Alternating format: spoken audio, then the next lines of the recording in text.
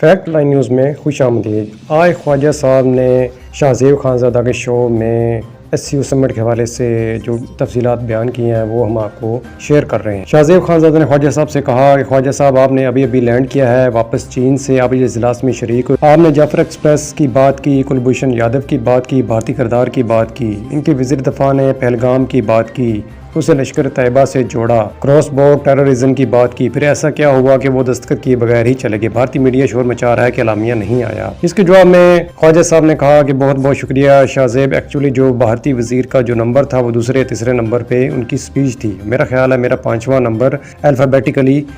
تھا، تو میری سپیچ میں نے جعفر ایکسپریس کا، کلبھوشن یادو کا ذکر کیا، ان کے ہمارے پاس ایویڈنس بھی موجود ہے، وہ میں نے ان کا مینشن کیا۔ تو اس کے بعد انہوں نے ایک جو چیئرمین تھے کانفرنس کے ڈیفنس منسٹر چائنا کے، ان کو ریکویسٹ کی کہ بھارتی وزیر دفاع نے کہا ہے کہ جو میں نے کہا ہے اس کے جواب دینے کا موقع دیا جائے۔ میرا خیال ہے کہ ایسی کوئی ٹریڈیشن نہیں ہے، اگر دوبارہ آپ کو موقع دیا جائے تو وہ ڈینائی کیا گیا۔ اس سے یہ سلسلہ شروع ہوا کہ ہمارا جو ڈرافٹ تھا جس کے اوپر اتفاق ہوا تھا، 9 ملک تھے اس کے اوپر ایگری کر گئے تھے، بھارت اکیلا تھا جس نے اس پر ریزرویشنز شو کی تھی، وہ ابھی فائنلائز نہیں ہوا تھا۔ تو انہوں نے کہا کہ جی ہم اس کو مزید پرسو نہیں کریں گے، ہم کیونکہ ہمیں بولنے کا موقع نہیں دیا گیا، اور دوسرا جو ہے کہ اس میں ذکر جو ہے وہ کشمیر کا تھا، پھر اس طرح ایک اور 2 باتیں تھی جس کے اوپر ان کو اعتراض تھا، جو ہم نے بلوچستان کی بات کی وہ نہیں کرنا چاہتے تھے۔ نارملی وہاں ٹریڈیشن یہ ہے کہ سارا مشترکہ اعلامیہ جو مشترکہ ہوتا ہے سب ممبرز، اس میں جو کوئی اگر ابسٹین کرے یا کوئی انکار کرے تو پھر اس کو ریلیز نہیں کیا جاتا۔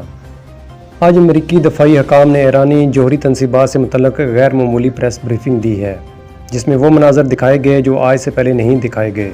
امریکی سیکرٹری دفاع غصے میں امریکی میڈیا پر الزام لگا رہے تھے، اس پر برس رہے تھے کہ وہ ایران کی نیوکلیئر تنصیبات پر ہونے والے حملوں کی کامیابی پر کیوں سوال اٹھا رہے ہیں، اور صحافی امریکہ کے chairman joint chief of staff general Dan Caine سے سوال کر رہے ہیں کہ کیا اپنا موقف بدلنے کے لیے صدر ٹرمپ نے آپ پر دباؤ ڈالا ہے۔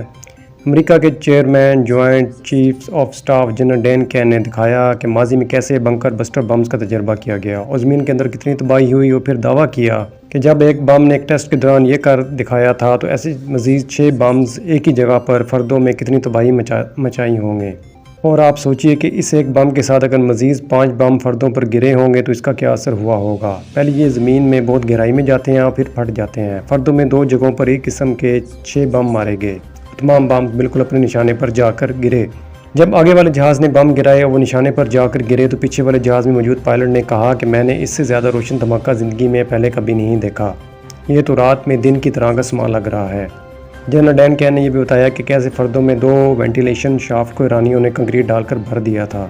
مگر دونوں جگہوں پر 6 بنکر بسٹر بم مار کر تنصیب کو تباہ کر دیا گیا۔ فردوں کی تنصیب کے لیے ہی مکمل اعتماد کے ساتھ ایسے ہتھیار بنائے گئے تھے، اور انہیں فردوں کی نیوکلیئر تنصیب کے لیے ہی ڈیزائن کیا گیا تھا تاکہ یہ یقینی بنایا جا سکے کہ یہ ہتھیار اپنے مشن کے مقاصد حاصل کرنے میں کامیاب ہو جائیں۔ جنرل نے یہ بھی بتایا کہ امریکہ نے GBO-57 یعنی بنکر بسٹر بم بنائے ہی ایران کی فردوں نیوکلیئر تنصیب کو تباہ کرنے کے لیے تھے۔ دوستو ویڈیو پسند آئے تو اسے لائک کر دیں اور کمنٹ باکس میں کمنٹ کر دیں، اور ہمارے چینل کو مزید ویڈیوز کے لیے سبسکرائب کر دیں۔